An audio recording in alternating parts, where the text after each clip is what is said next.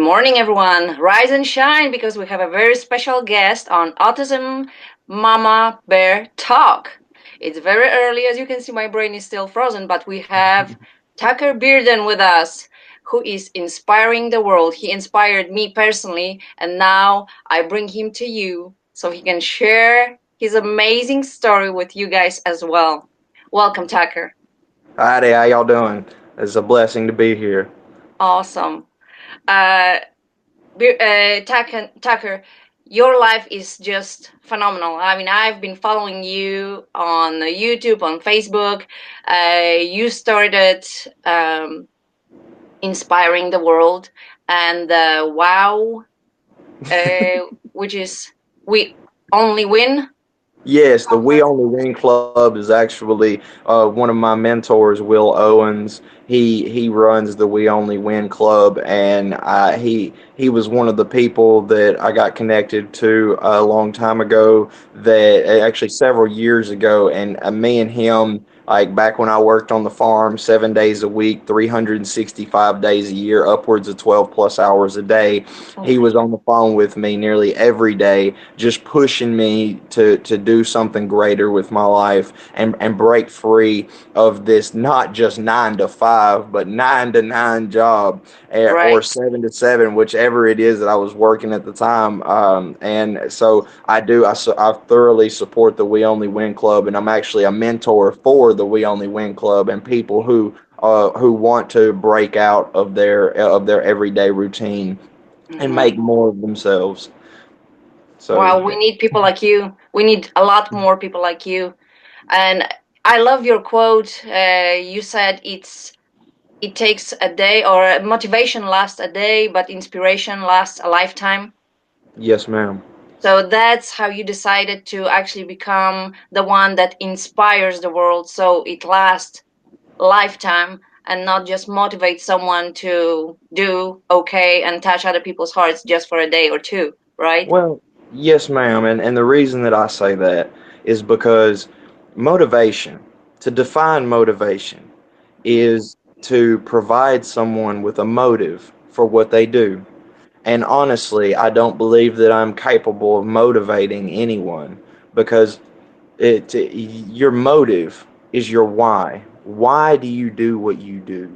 Mm. I can't provide you with a why.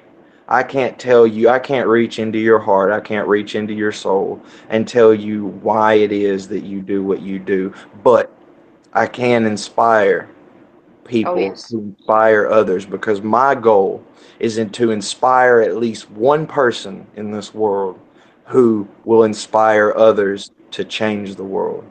And when you look at it from that perspective and you take motivation out of it and you stick solely to inspiration, it's more than just standing on a stage and getting people hyped and getting someone ready to go, because like that, there's a saying that stands true, and it says that motivation is like taking a shower. We recommend it daily. It wears off. Hmm. But inspiration, when something lights a fire in your soul, like for instance, whatever it was that happened in your life specifically that inspired you to make this broadcast, Hmm. to become the Autism Mama, that in general, that was inspiration. Yes. Now, your reason is motivation. Your why is motivation. But what drives you is your inspiration. And there is a huge difference that many people do not even know exists. Wow. That's deep. That's profound, almost. Wow. Well, thank you. It's true. I mean, oh my goodness, it's only 8 o'clock in North Carolina where I'm. Whew, that's deep. But it's true. Yes, motivation is the why I do what I do. But yes, I am inspired by just trying to share this mission because I treat it as my mission. I do it for my son and I do it for all the other people who are living with autism or have someone on the autism spectrum. And back to autism topic, I know that you have been diagnosed with Asperger's. Could you Yes, please tell ma'am. us a little bit about your background, your diagnosis, and a little bit about your childhood? Yes, ma'am. Around the age of 8 years old, I was diagnosed with Asperger's, which is a neurological abnormality that hinders one's natural abilities to understand social cues as well as emotional responses. There's a plethora of other things that come along with Asperger's, is mostly just the fact that I'm weird, but Aren't we all? but yeah, but as a kid, it was just making friends. Making friends was extremely complicated because being social with other people is a requirement in this world. It's you can't just be a hobbit and hide under a rock and never expect to accomplish anything. So as a child, it became quickly apparent that I was going to have to force myself to socialize with others because, see, my social anxiety um, can become so extreme that I can actually be hospitalized with life threatening panic attacks. For instance, when I was in Vegas here recently speaking at the Authority Makers Boot Camp, before the boot camp, the day before, I had just gotten to Vegas. It was my first time, and we were sitting on the strip in front of the Mirage Hotel. And if you've ever been to the Mirage, you know that there is a volcano in the front yard. So Sensory overload.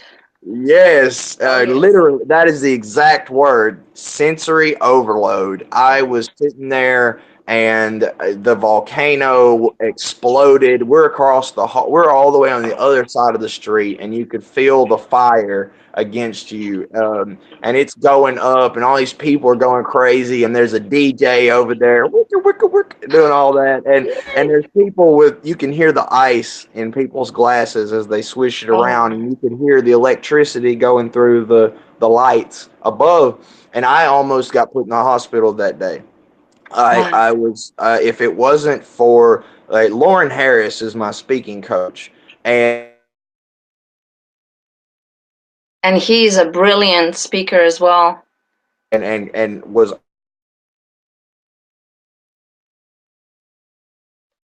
Tucker, I think we have technical difficulty. Your picture is frozen. Let me see what I can do. Don't worry, all the viewers, please stay with us because it's just temporary issue. I'm sure we can fix it. Let me just refresh it here.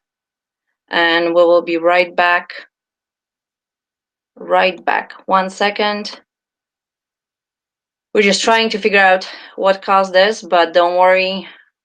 We'll continue. I mean, it's amazing. As you can see, Tucker already explained the sensory overload, how it feels physically and emotionally, what a huge weight it is for a person on the spectrum to experience this sensory overload. And I can say the same. I can see in my son Michael, when we go even in the mall. Before it was like very overwhelming for me. Even now, going to the mall is like a nightmare. I am not a typical woman that goes and loves doing shopping and going from shop to shop, spending hours in the mall.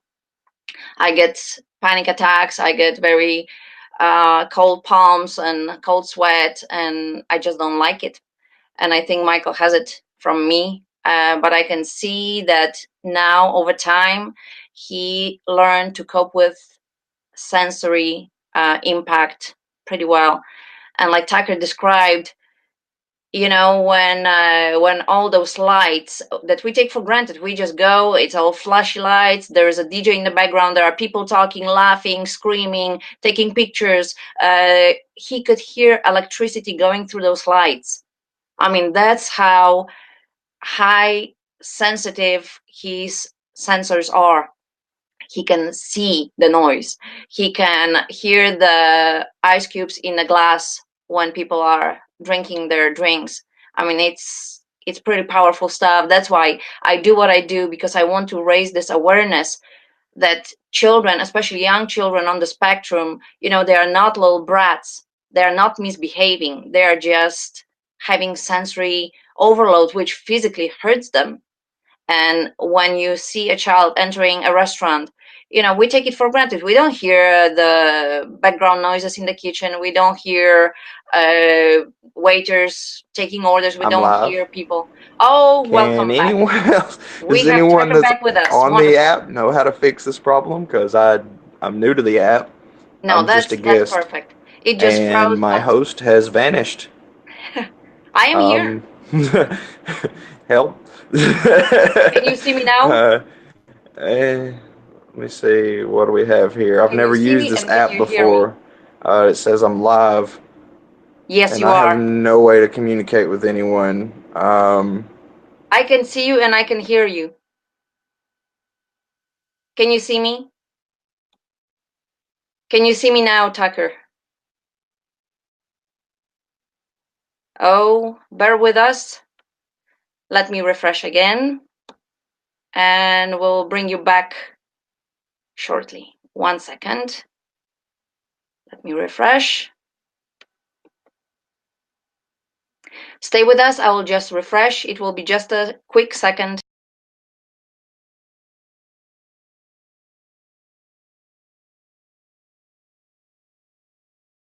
And we're back. Tucker, are you with us?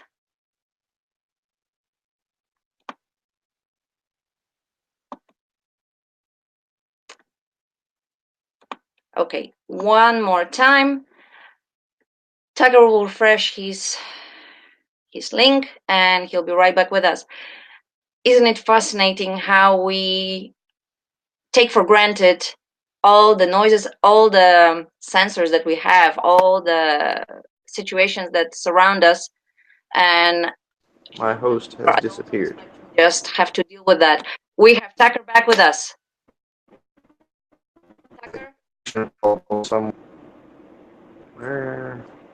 I can see you now. Can you see me? Can you hear me?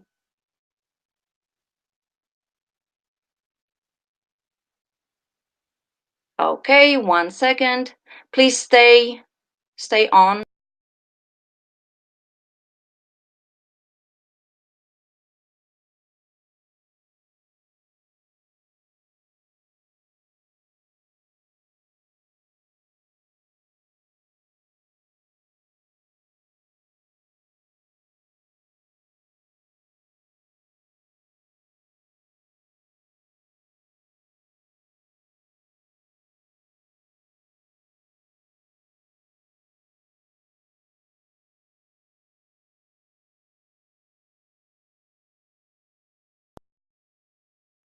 All right. Tucker, are you back?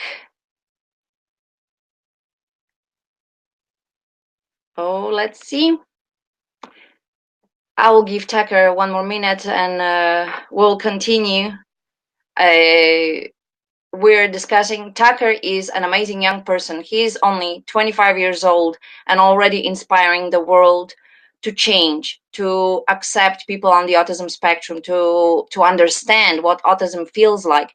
But he's not only talking about autism, he is truly inspiring people to be better, to do better, to touch people's hearts. Like he mentioned, touching the heart of hearts, uh, which I loved. He's an amazing young man who is doing so much, but his life wasn't always easy and wasn't always as rosy as it may seem now. But I want him to come back and tell a little bit more about his past and how his life changed, and also the big role of his mentor, or a public speaking coach, Mr. Lauren Harris. Amazing host. He's got his own show, and I hope you can check it out. I believe Tucker back with us. I don't know if we're frozen to everybody, but Are you there, Tucker? Tucker?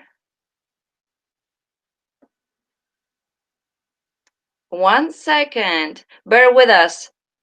We're not going anywhere.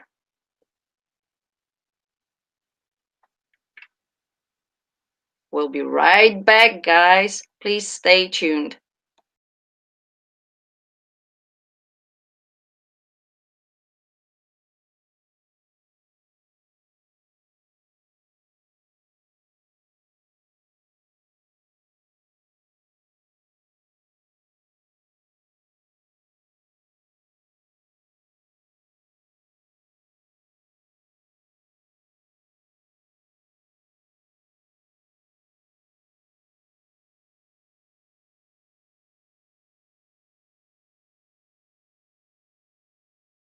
And we're back. I hope we can see Tucker soon. 1 second.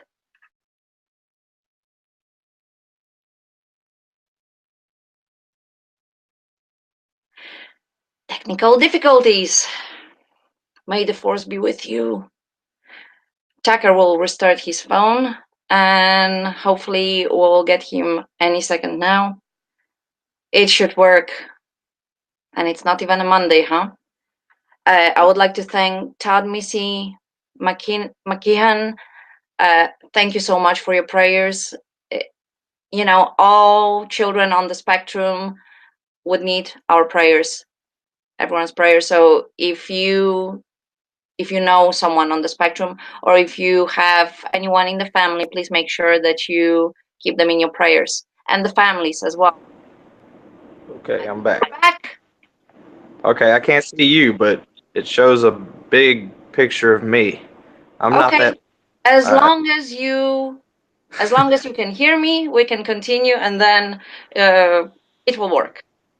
okay, well, Wonderful.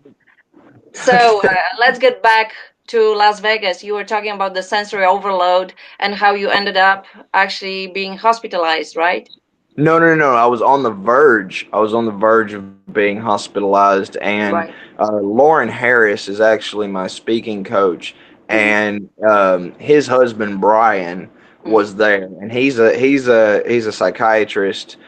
So he kind of understood what was going on in my head and was able to actually talk me out of a panic attack while it was going on. Like I said, the volcano was exploding. I could hear the lights crackling. People. I could actually hear the guy behind me was swishing ice around in his glass, and which I mean, the actual sound of the ice was echoing in my head. So like you said, it was sensory, complete and total sensory overload. Mhm. But this used to happen. Like I couldn't even go to Walmart for the most part whenever I was younger because there were so many people and sounds and smells and textures, Mhm. things of that nature would cause me to spaz out. But yes, in Vegas, it was something. Oh, It was yes, definitely something. I can imagine. So you mentioned also, that textures and different things, so all kinds of sensors really are affected, right?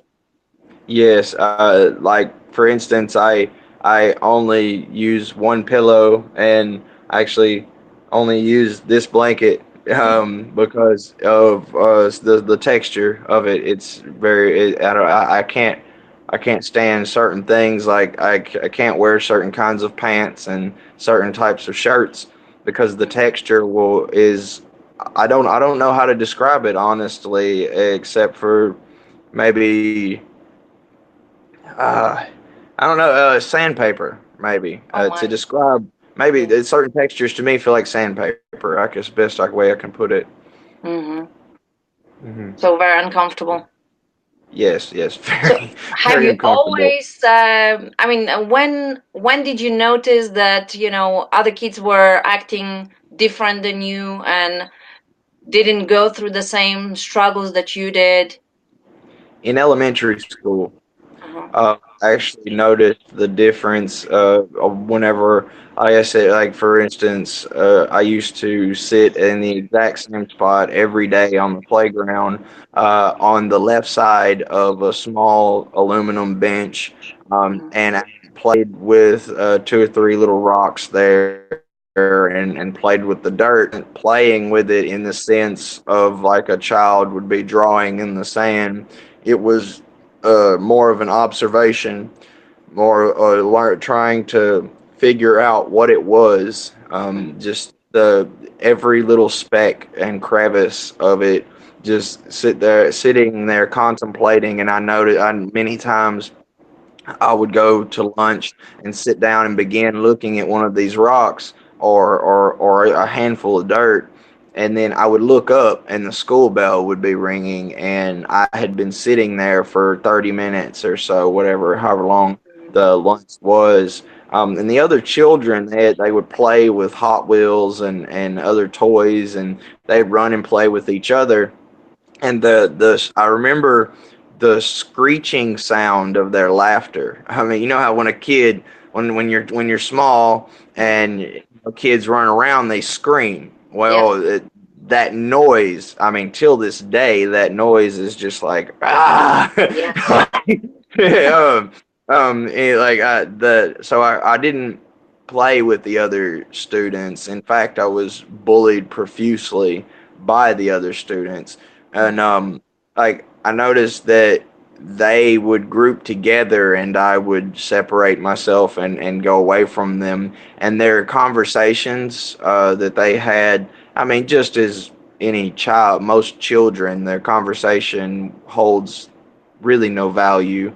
They just, I mean, they're going to talk about, I guess, bricks being red and how Sally's stupid or whatever, like whatever it is that kids talk about. But I was not part of those conversations. It was all I remember like a kid actually wanted me to play with him one time, and I was stuck in contemplation because there was a cloud, and it was the only cloud up there, and it was the first time I ever stopped and wondered, how does that stay up there? And it's just like sitting there for extended periods of time, stuck in a single thought. But noticed that the other children didn't do that. They played and did sports and things of that nature, and it wasn't my forte. Yeah. I understand. So the bullying basically, you had to experience bullying basically throughout all your school years, right? Yes, from elementary to high school. I honestly, I know that there are people out there who would hear my story and laugh when it comes to when I say that my childhood was daunting, but I truly believe that bullying was one of the most daunting tasks that I ever did take on. There, from elementary school all the way up to high school, my autism was quite apparent. It's not as apparent today, unless you were to hang around me every day, then you would notice the nitpicky things. But my ability to socialize was the greatest downfall when it comes to bullying, and it was one of the biggest causes because I didn't know how to conversate with other kids, and I didn't know how to emotionally connect to them. I had a tendency to say things that offended them, and I still do to this day, say things that may offend someone, and I have no idea that what I've said is offensive, and then they get angry, and I can't figure out why they're angry. And I used to come home with my shirts torn or pieces of clothes missing. I used to my aunt and my uncle went to the school over and over and over again, begging them to do something about it because I mean there were times I couldn't pay for my lunch because they took my lunch money just as any typical bully would, and like one of the things that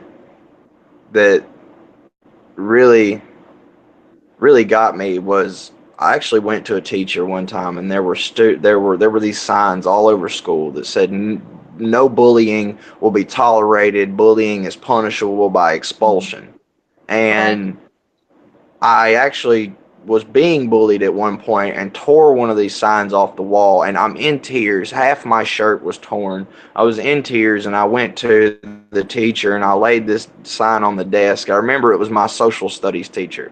I laid it on her desk and I said, I'm being bullied. Like, please help me. I come to this woman in tears, and I Mm-hmm. was like, please, you're supposed to help me, help me. And she not only pushed it off her desk into the trash, but her, along with the entire class, began laughing. So, and I mean, one another thing in school, the football coaches, and these are coaches that are still there till this day in Star City High School. The football coaches um, actually joined in with the students and pushed them to bully me. I was actually the water boy for the football team at one point, and the Mhm. coach actually had the football players jump me in the gym room just to see, just for the fun of it. I mean, just to do it. And I mean, there were things like this throughout school, and then finally I got a vehicle and I started driving to school, and people would take, like, the baseball team would spit all their sunflower seeds into a bucket and then dump them in my car, and things like that. And I mean, it was a lot of fun. Uh, you know, as a mom, I it was very hard for me to listen to, because I immediately see my boy in the same situation. And even though he's going to a school for children with autism, but I'm always concerned about him. I'm always, because he's nonverbal, so he cannot express if he's being bullied. And I know that the school is protecting him, but just this vulnerability, it just breaks my heart. And when you described your torment, it really breaks my heart. Well, And that's why, I'm glad to know that I'm somebody glad cares. that you are here, that you are sharing this, because we need to make people aware and educate the teachers, the schools, and other parents, because really kids are born tolerant. They don't see color, they don't see different color, they don't see different behaviors or anything like that. They see other kid. Like, even my daughter, she was born 3 years after my son, and she was growing up with my son Michael. He showed some odd behaviors and screaming and different things, sensor overload as well, so meltdown, tantrums constantly. And she thought it's okay, it's normal. I mean, yes, it's not that she does that, but she was like, okay, we have to help Michael calm down. And then, when Michael joined school that she was going to, she was just so proud and beaming with pride. That's my brother. And other kids started like, why is he so weird? Why is he acting, strange? And she was like, don't you talk like that about my brother? He's my brother. And then she started educating those kids.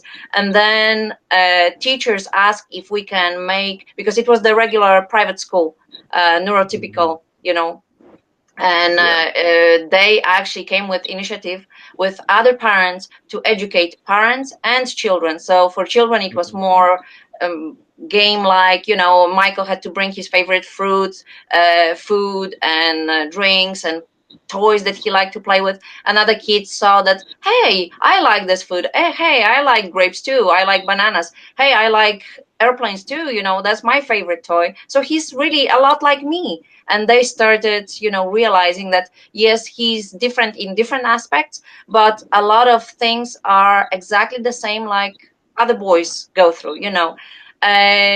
Also, parents, they were asking me questions, and they were a little bit uncomfortable because they didn't want to offend me. But I was like, please, Mhm. any question you have, even if it's very uncomfortable, ask me, because I'd rather you ask me and I can tell you than you are guessing and treat my son differently. So that Yes. was my mission. Yeah. But yes, It is. bullying is a big part of autism awareness, because kids on the autism spectrum, especially the nonverbal ones, they are more vulnerable, and very often they are bullied. So And there is a side of that.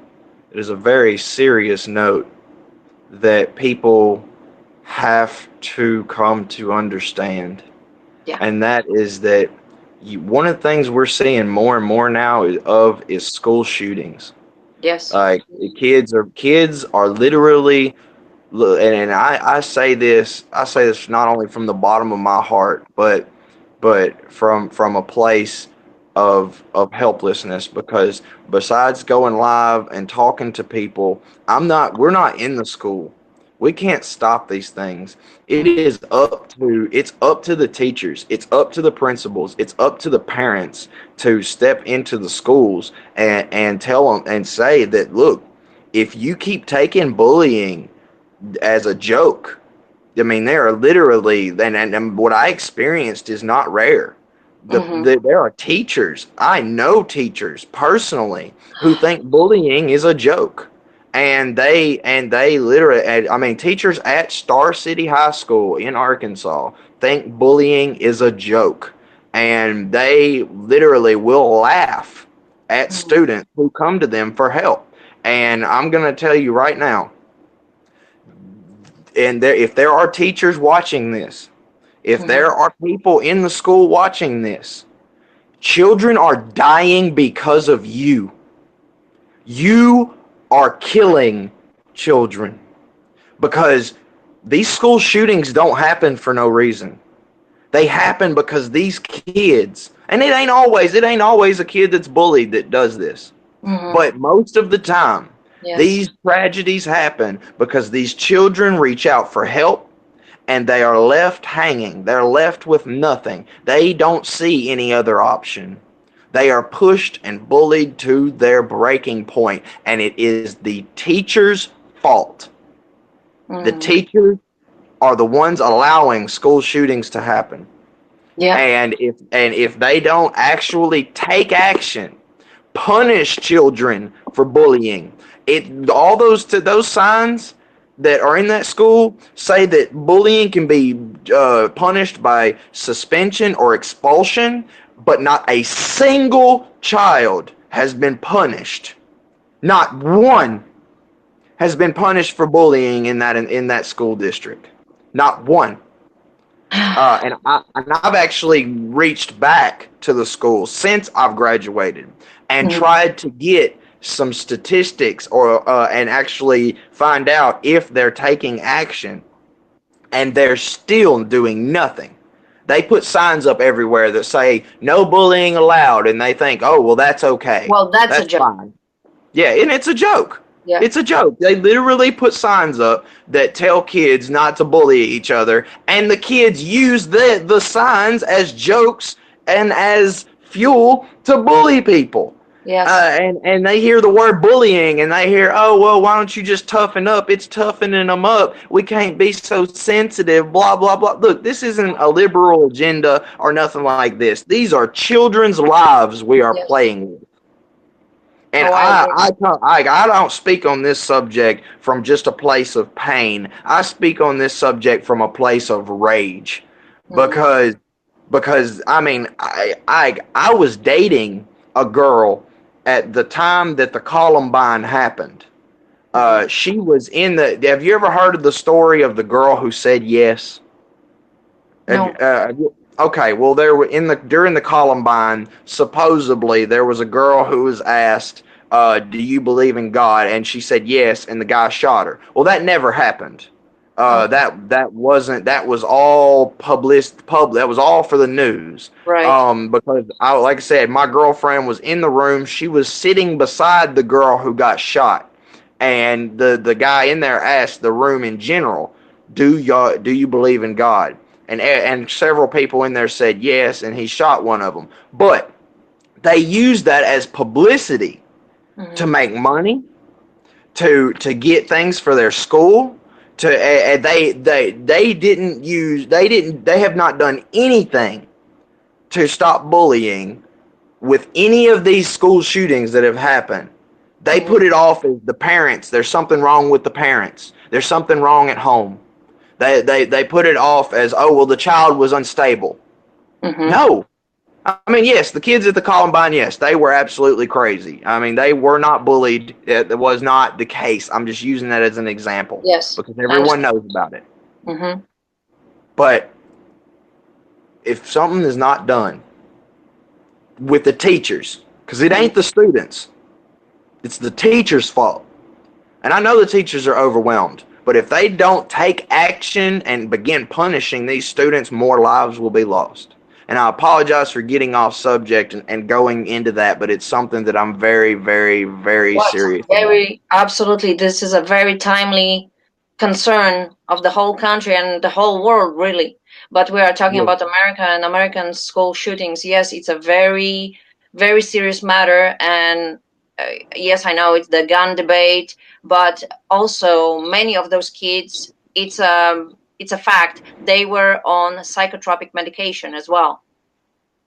Yes, yes. So And that's another thing too, is that parents and psychiatrists pump their kids full of expensive medications Mhm. and say, "Oh well, it's you're just not right. Well, here we'll give you this pill and it'll make you feel better. And oh well, here I can drug you up and then you'll act normal. Mhm. What's And the funny what's thing is normal? that, Please define normal." yeah, exactly. Many times those medications, like this is for medication for depression, may cause side effects, severe side effects like suicidal thoughts, depression. Like, what? Hello, stop. A medication for depression may cause suicidal thoughts and depression? Yeah, it's like I wasn't even thinking about killing myself, but it's Yes. probably a good idea right about now. Like, like, yeah, the medication. Look, big pharma, the Mm-hmm. pharmaceutical companies that create these pills, Mm-hmm. they promote these bad diagnoses. They want parents to say, "Oh, well, this is wrong with the kid, so we'll just give them a pill that'll fix it." And then years down the line, that child will need another pill to fix a problem that pill caused That's right. down there. And it's nothing but making money. It people with kids on the spectrum, stop giving your kids pills to try and fix them. A kid, they say, oh, children have ADD and ADHD. No, they don't. It's a kid. They're a child. They're supposed to be running around with screaming and hollering and having a good time and enjoying the world. That's what children do. Oh, well, Yeah. my kid doesn't pay attention in class. Uh-huh. It's a child. They're not supposed to. I mean, and then we give them drugs, and these drugs, like, I cannot sit here and tell you that giving a child a shot causes autism. I can't sit here and tell you that it doesn't. I Mm-hmm. can't tell you that giving a kid medication doesn't help with their neurological processes. But I can't say that it does. But using it as an excuse because people don't want to be parents and they don't actually want to sit down and come to understand their child, so Mm-hmm. they give it drugs. They say, oh well, there's something wrong with my kids, so here, let me give them Ritalin so they'll pay attention in class or they'll be quiet and sit there. Let me tell you something. Years ago, if a child were to sit there like this right here, Mm-hmm. it they would think that they would think something's wrong with them. Yeah. I mean, like, look, big pharma, it's a scam. Yes, I agree. Medication, it's all about the money. It It's not is. about helping anybody. Mm-hmm. And like you said, kids are maybe diagnosed with ADHD or ADD because they cannot sit still. Yes, because they go to school, sit there for what, 6, 7 hours. Recess is usually in the class and playing on their laptops or iPads because it's a free time. So they go on YouTube or whatever, and then they go back to the class. They don't have time to run around in the park or fresh air, sunlight. Then they come home and they're just sitting playing their video games. I'm also guilty because my kids as well, they come home and they love their tablets. But we try to take them out more, and they love exercise, they love being active, so we go for walks in the park, we go outside and they ride their scooters, bicycles. We have a huge trampoline, so they just go until they cannot breathe. They jump for an hour and then they're like, and then they're calm. Surprise. Yes. Yeah. Oh, all of a sudden they did something physical and they act like what people call normal. Right. Ain't that something? Yeah. So absolutely, you touched on the very icky subject, very uncomfortable subject, but it had to be addressed. The school shootings, the bullying, big pharma, it's all coming together, and we can see the results, sadly. Yes. Uh, It's, I mean, when you another base the another world point off that I money, wanted to ask you was, what do you wish autism unaware people knew about autism? I wish people, honestly, if I could say anything to people that do not understand autism, Mm-hmm. it's that get the word normal out of your vocabulary. That because I ask people, well, what is normal? Mm-hmm. And not a single person has been able to tell me. Because that's what they say is that these kids are strange and they're different. And yes, they are different. And in comparison to a neurotypical, yes, we are strange. But every child with autism Mm-hmm. has a gift. And Absolutely. we call it a superpower. If you look on my YouTube channel, on my cover photo, it says that I was born with a superpower, but some people call it Asperger's. I love it. Yes. and and these kids that are different, that act that to the parents mostly, Mm-hmm. I would say embrace their abilities and stop. Don't. I mean, I know that you want to go and do things and live like the other parents who can just send their kids to a daycare and everything be okay. But look, you brought this child into the world. Mm-hmm. You created this human being. Take responsibility for the fact that this is your creation, and it is that child, just because they're different doesn't mean that they need to be put on drugs and things so that you can call them normal, and so that when the other parents are around, oh, you're not embarrassed. Yeah. Because that's a big problem these days, is how the parents care more about how they look in public Mm-hmm. than the mental state of their child. Of course, if you have a kid that's autistic and you take them to Walmart and they freak out and they're sitting there spazzing out on the floor, Mm-hmm. instead of grabbing them up and beating them and dragging them out in the car and then yelling at them all the way home, why don't you actually stop and go, okay, well, what's wrong? What's bothering you in this moment? Take time out of your day Mm-hmm.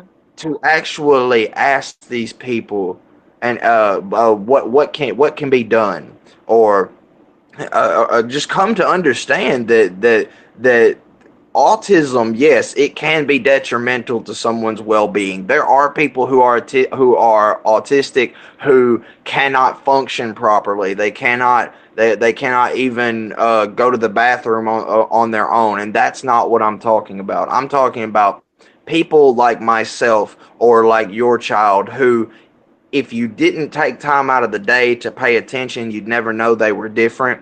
But once you realize their differences, do not demonize them or label them as this word I hate, retarded. Oh, I Uh, hate it. but Yes. I hate that word because, and one of the reasons I hate that word is because I actually had an experience. One of my first jobs was working at a grocery store, Mm-hmm. and I was bagging groceries. The customer, I don't know if you've seen my speech but I speak about what Yes. happened Yes. at my speech in Vegas. The customers were flooding in, and I began to have a panic attack. And the woman I was bagging groceries for actually, like, she was screaming, "Why would you have a retard working for you? What's wrong with you people?" And and that level of misunderstanding that led me to attempting suicide. On Mm-hmm. I actually went home and hung myself from the second story window that day because I got fired.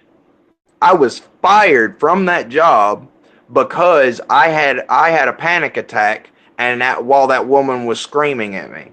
Oh my God. They actually Mhm. said that I was disruptive and incapable of working around others. So I was homeless shortly after that. I was not able. It wasn't able to function properly around other people, and other people's lack of understanding that just because someone isn't what you call normal Mm-hmm. doesn't mean that they aren't a human too. It doesn't Yeah. mean that I mean, just because someone doesn't, that's like political views. I don't get into politics Mm-hmm. mostly because I don't watch TV and I don't know enough about what those monkeys in office are doing to have a conversation about it. But it's just like political views. Just because someone doesn't agree with you, just because someone isn't just like you, doesn't give you the right to demonize them or push them aside and not give the aid or help that's needed to get that person through the day. Because look, if you be the blessing for others, you will live within blessings. And there is no more better way to bless somebody than to see them in turmoil and to step in and say, hey, somebody cares. Yes. Somebody else is here. What can I do in this situation to better this person's life? Because all it takes all it takes is one person, Mm-hmm. a single spark in the darkness to show that there's still light. And that person might end up being a motivational speaker. That person might end up being an advocate. That person might end up changing the world because of a single decision that a single person made to reach out and say, I care. Wow, that's So true. that's my message to people that That's don't that's a know. very good message for really all the people, because it does take one person to really show kindness, show that we care, and it can really affect the rest of the other person's life. And it only takes one person and one statement to Mm-hmm. end that person's life. Yeah. You know, the Bible mentions that the tongue is the smallest member of our body, but the most powerful. It has the power to give life or to kill. Because I think Yes, the words that we speak really can hurt a lot more than physical abuse. yes, it Mm-hmm. can. But there are people till this day that actually suffer from forms of PTSD Mm-hmm. from bullying. I know that personally, I battle demons on a normal basis. I have to clear my mind and meditate on a normal basis because the memories of the things that were done in elementary school, middle school, high school, they still haunt me. And I'm Right. 25 years old. I graduated in 2011. There is no reason that these things should still be on my mind because the people who did them aren't thinking about me. Mm-hmm. They're not taking time out of their day to worry about something that they said 15 years ago. Uh, Right. but the people who are affected by it, whether they be autistic or not, the people who are affected by it, it haunts them for years. Yeah. And I mean, that's serious business when you think about the fact that something you say today, a single word that you use today, can Mm-hmm. resonate with someone 15, 20, 30 years from now. Wow. That's a good lesson for all of us, I think. The good and the bad words that we speak can affect someone for years and years, for the rest And of their all it life, takes really. Mm-hmm. Yeah, all it takes is, like I said, all it takes is one person being that spark.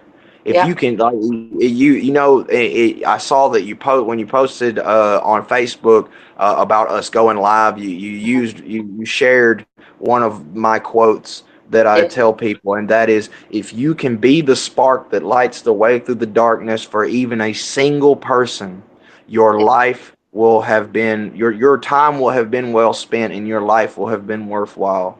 Yes. Oh, I agree with that totally. That's why I posted that. I love that quote. Thank you.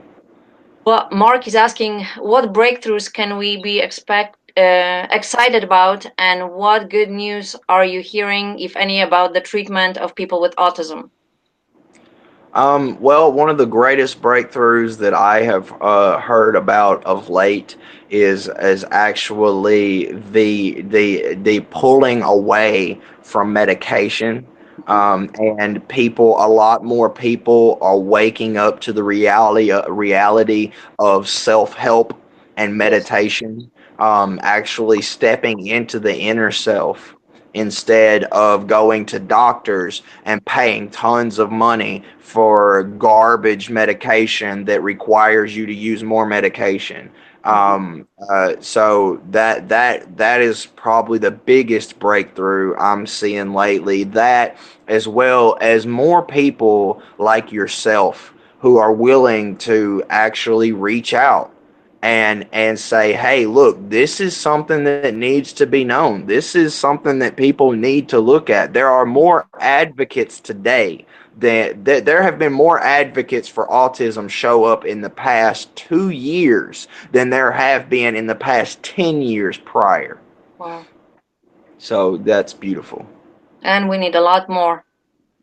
Yes, yes. We're building an army. Yeah. Amen. That's awesome.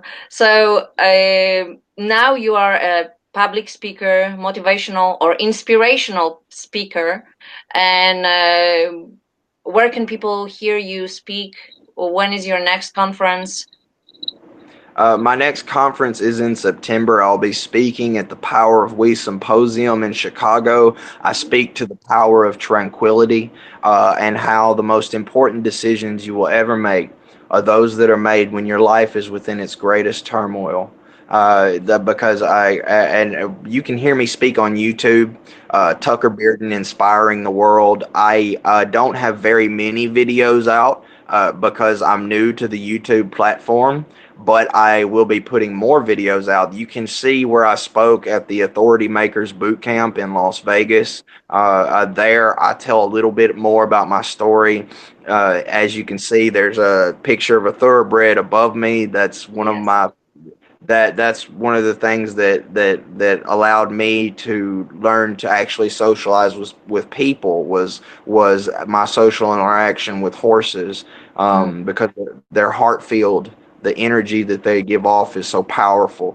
But that's a whole nother story in itself. So can Um, you a little bit tell more, elaborate on how did you feel when you had a contact with a horse? Because my son loves his hippotherapy and going to the stable once a week.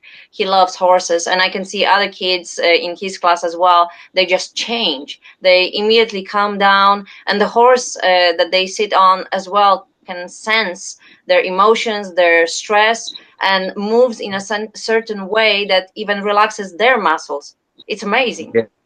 yes, it is. Well, the reason for this, I'm sure many of you have heard of our third eye. Mm-hmm. Okay. Science has come to prove that this third eye is real. It does exist. It is not an eye like this. It's completely different. Your body gives off electromagnetic signals. Mm-hmm. Your brain can the measurements coming from your brain can be the energy coming from your brain can be measured from over 100 yards away, and the energy coming from your heart has been measured up to a mile away. So, one of the things with horses is they have a sixth sense that's astronomically more in tune than ours is.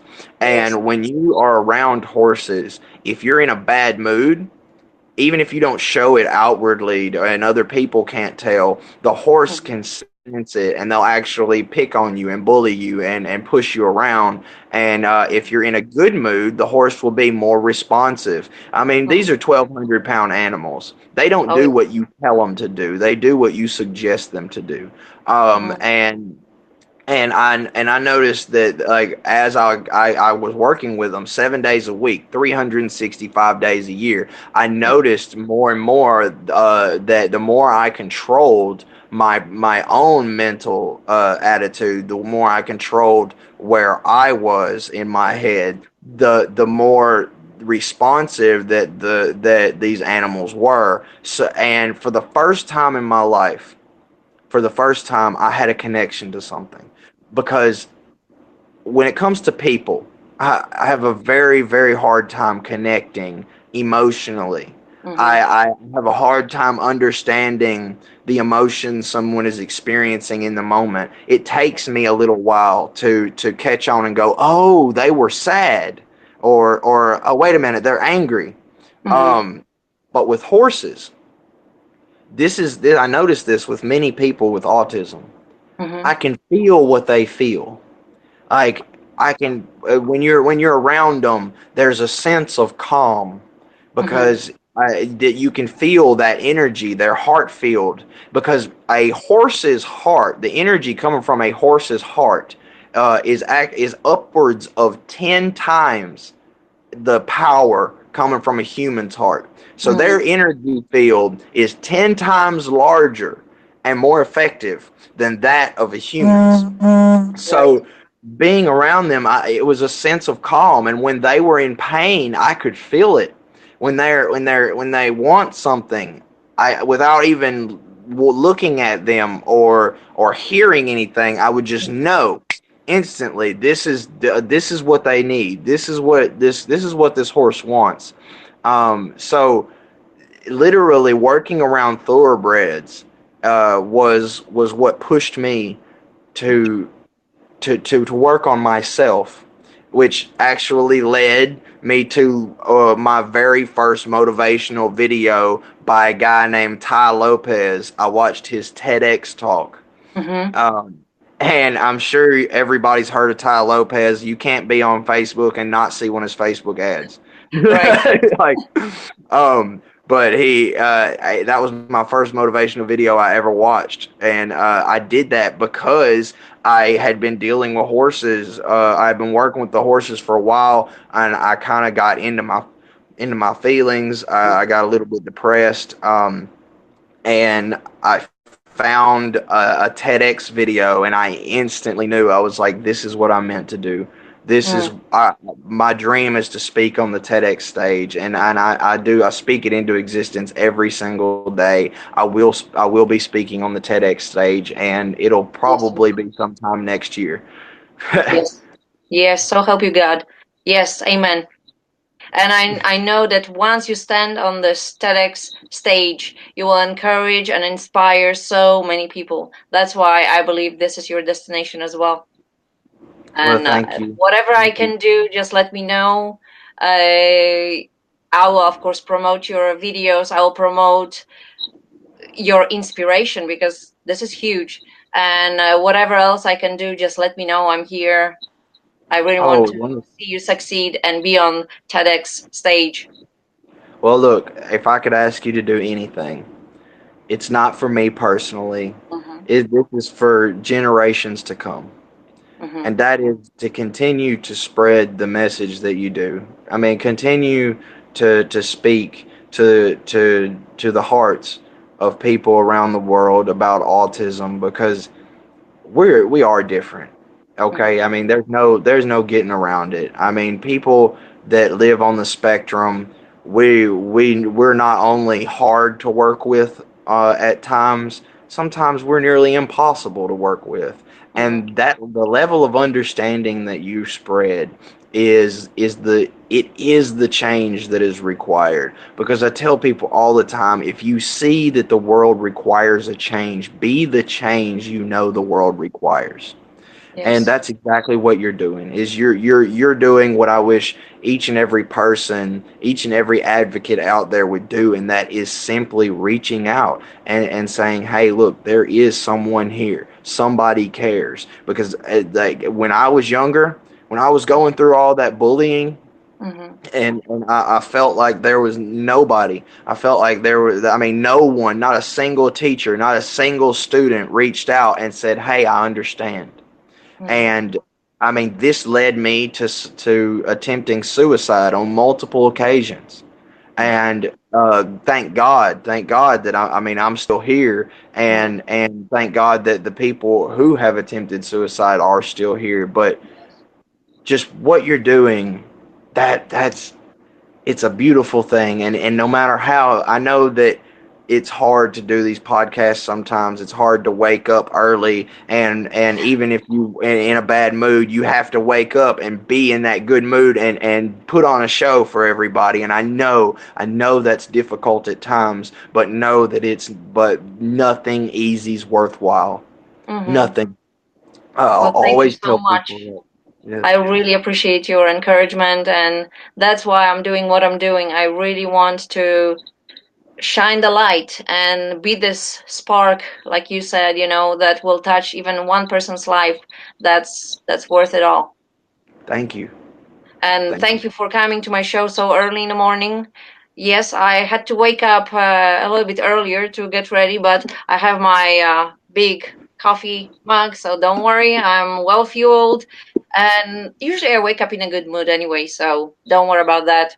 I just want to share the platform with you, and I want people to hear your story and be Well, thank inspired. you.